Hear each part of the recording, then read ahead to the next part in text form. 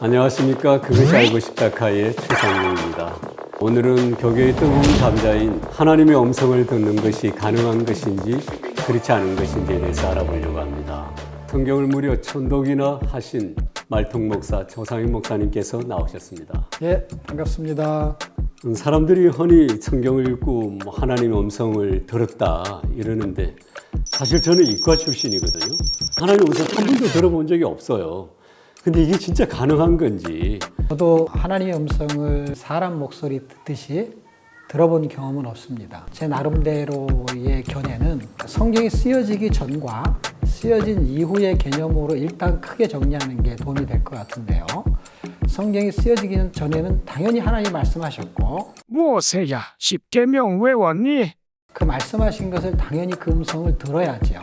그래서 어떻게 듣는지에 대한 굉장히 중요한 요소도 있겠지만 일단은 말씀하셨지요. 그런데 이미 성경이 다 기록되어졌다는 것은 이미 그분이 하실 말씀을 다 하셨다는 거예요. 그럼에도 불구하고 하나님께서 더 하실 얘기가 있거나 급하게 우리한테 요청할 게 있다면 물론 어떠한 방식을 통해서라도 당신은 말씀하실 수 있을 거예요. 직접 음성을 들리는 방법도 있겠고 사람을 통해서 전달하는 방법도 있겠고 또 다른 방식이 하나님께서는 우리가 상상하지 못할 정도로 다양한 각도에서 당신은 말씀하실 수 있어요. 그게 하나님이시죠. 그럼에도 불구하고 음성을 듣는 그런 사례들이 성경에 있느냐 할 때 스데반이 설교하고 메시지를 전하다가 돌에 맞아 죽은 사건이 있었습니다. 그 사건의 주동자가 우리가 잘 아는 바울인데 그 청년이 스데반을 죽이는 데 동조한 이후에 다메섹에 가서 예수 믿는 사람들을 잡으려고 그 길로 향하다가 진짜 하나님의 음성을 듣게 되죠. 사울아 사울아 네가 왜 나를 핍박하느냐 하는 것을 정확하게 들었죠. 그러니까 하나님은 말씀하셨어요. 그런데 중요한 건 보세요. 사울이 하나님의 음성을 들으려는 건 아니었거든요. 그러니까 듣는 사람의 입장과 상관없이 들려주려고 하는 하나님의 입장이 훨씬 중요하다는 것입니다. 왜냐하면 말하고 싶지 않은데 요청해봐야 아무 의미가 없잖아요. 그런데 하나님은 당신의 의지가 굉장히 중요하다는 거예요.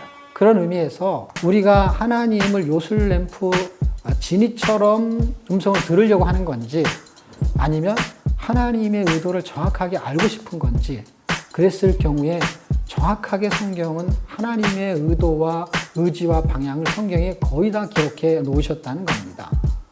또 하나는요. 그 사울이 결국엔 눈이 멀어서 앞뒤 분별을 못할 상황이 되었을 때 하나님은 또 한 사람에게 음성을 들려줍니다. 그게 아나니아라는 사람이죠.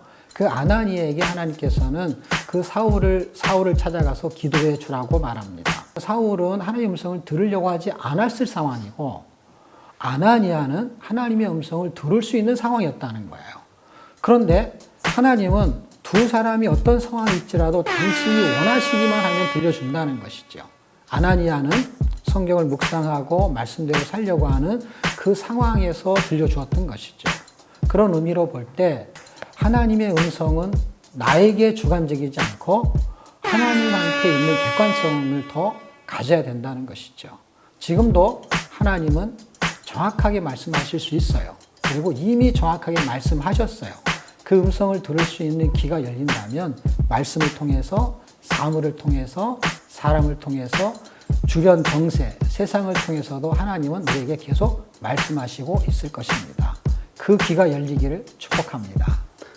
그렇군요. 여러분, 하나님의 음성을 듣는 거 어렵지 않습니다. 성경을 그대로 읽으시면 됩니다. 이상으로 그것을 알고 싶다 카이의 최상중이었습니다. 감사합니다.